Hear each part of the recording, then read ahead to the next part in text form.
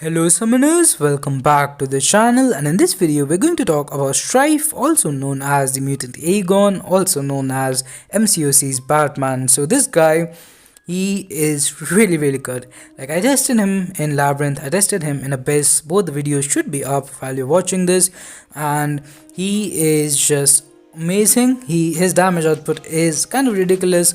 I'm going to tell you, like, what you're seeing, that's not it. A lot of his damage comes from his SP2. He benefits a lot from being a Horseman.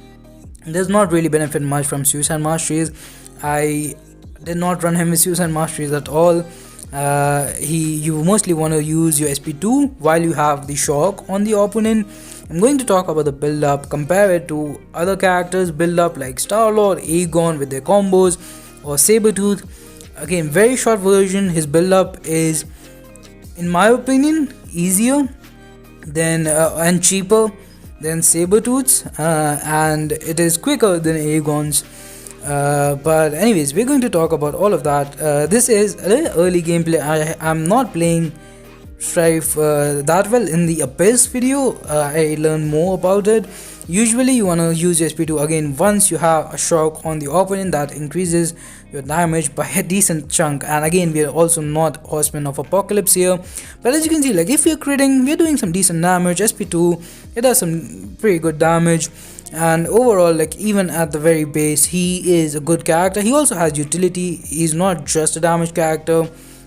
And I have a fight against Abyss Medusa, where if you have done that fight, she becomes unstoppable. It is on a timer, and he removes that unstoppable, and it's a passive stun there, very useful. He can also like, become unblockable while when he's getting auto blocked, and of course if you're unblockable you can't be blocked, so he also can bypass that. So he's a character who has some fun utility, and I do think he is going to be a very good character and addition to the mutant class, to Marvel Contest of Champions. And mutant class is already just really stacked up, but I do believe that people will still rank him up. Is he going to be great for shorter quests?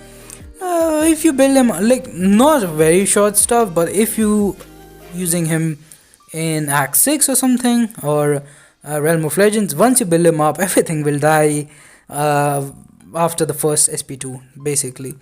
And his damage output is very respectable, and I'm not great with numbers and attack values and stuff. You should probably check out Cameron's Twitter for that, or I do believe Taters is also doing a power index video, so you can get a better idea of the numbers there. But just talking about the damage, even like when you have shock up, it's very easy to keep. It could be a little bit stressful at sometimes, I guess, especially if the opponent has a very long animation and they're not throwing the specials. But for the most part, later on, again, if you watch the Abyss video, I was able to keep up the shock after the SP1. And building up, let's talk about how to build him up. So there are two ways basically, and the best is to combine both, in my opinion. So first of all, like, the fight starts and you are glancing, so you can just miss hits and you will gain the charges, very easy way. And you can also do this by using your SP1. Now make sure that you have baited a special before using your SP1, because otherwise if the opponent can use a special, then you don't want that to happen while you are phasing, I'd say, or cloaked in this phase. So if you gain enough charges, you are fully unblockable. This is basically Aegon, like Aegon at a 999 combo. Now they are different characters. I don't think they should be compared. I did compare them, I guess, in the title and thumbnails, but the reason for that, it makes it a little easier to understand, I guess, when you're first looking at a character, to, like, compare to a character that you actually know how to play. But anyways, and the videos with stuff like Mutant Aegon or Science from Mcoc, they also get more views, so that is a big reason why we do stuff like that. But anyways, coming back to Stryfe, right now you can see he's unblockable, and this is a kind of example where you would lose the shock, although we went in for a medium, and now Electra is even closer to SP2. She does not want to throw that SP2 there. and see, we did end up losing the shock. Now if you build like keep that before the SP2, then it will hit considerably harder. Plus the shock is not like, it is doing some decent chunk of damage as well, and you don't really have to be close to the opponent or do something specific in order to get the damage. It will just happen every time. In order to refresh that, you can use like medium attack or heavy attack, and there are some other abilities as well. I haven't tested them out, so I won't comment on them much. This is not a full guide by any means. But as you can see, like once you are unblockable, you don't really have to take block damage. It's a pretty easy fight. I want you to take a look at my health here, and I'm not running Zeus and masteries again. Do keep that in mind. I do not believe I'm boosted here either, but this is a rank 3 6 star 6 to 100 Stryfe, so do keep that in mind. Although he does not need to be awakened, I don't think, because Cameron was able to take down Abyss, Omega Red, and also he built up Stryfe in that fight, then soloed him with an unawakened Stryfe. So it is definitely, he doesn't need it. I do not exactly know what his awakened ability actually does, but again, coming back to this, you can see we're doing the damage cap, and there's some energy damage as well. Again, while you have the shock on, you do much more damage. Here he is, the Horsemen of Apocalypse, and I was talking about the build up. I'm not sure how I started talking about his awakened ability, but his build up, so basically you want to use your SP1. You became you are in that phase where you're basically missing attacks of the opponent, so you gain charges that way. Otherwise you gain charges on your heavy attack. Now the chance to gain a charge on the heavy attack increases with every bar of power. So at 3 bar of power, you will is like 100% chance of gaining that charge. So that is a very safe way but very slow way to gain charges. So ideally you want to do basically a combination of both.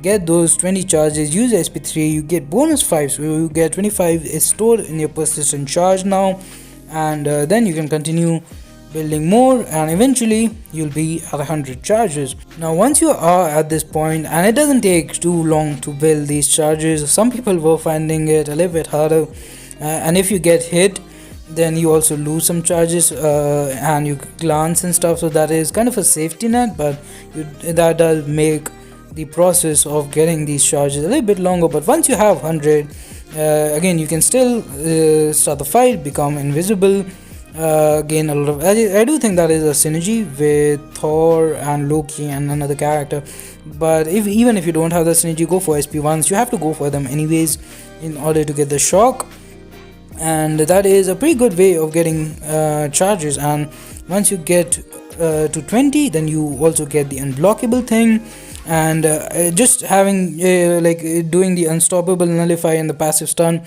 that consumes some charges. So basically he is a balanced but again very very powerful character, and I would have preferred if you could store 125 or basically get the unblockable thing from the start of the fight. That would make him much better for the Abyss collector. Now I haven't done a full Abyss run with him. I've tried him till Mephisto, and then I just quit. But there are a few people in the CCP who did the full run with him, and they said that he's not the best for the Abyss. Like Aegon is definitely much better for the Abyss collector, and I do think that if he was unblockable from the start of the fight, that would have made that much easier. But anyways, as you can see, like the damage is pretty nice. Like even though we didn't crit at all, and there is damage cap and all these things, we still are doing pretty good damage. And overall, I would say the Stryfe is a character that eventually I would really like to get. Now like filling him Abyss teams, they're not just about having a massive high damage character. You have to plan for a certain fight requires counters. Like you ideally do need to bring in a mystic character. You want to bring in Torch or Void or someone for the Mephisto, and if you do bring the right counter, that is an easy solo. If you don't, then that is a ridiculously hard fight, and that can be said for a lot of fights in Abyss.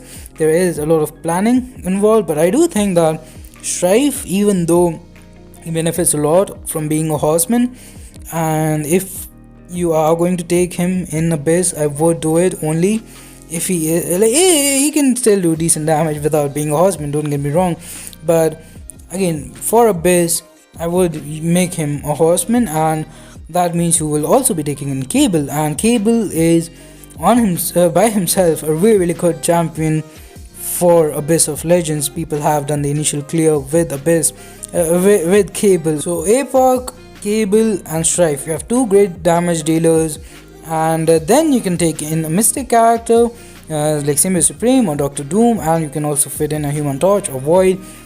So I think it is very a much better team than bringing in Sabretooth with the Sasquatch synergy. And Sabretooth with the Sasquatch synergy, another con of that team is that you do need to use a lot of revives to build him up to 30 Furies, and even like so that is a reason I would say Stryfe is going to be the second best character for Abyss in my opinion. So that is going to do it for this one. Thanks for watching, have a nice day, leave a like, subscribe to the channel if you haven't already. We are pushing for 3k, and bye bye, stay safe.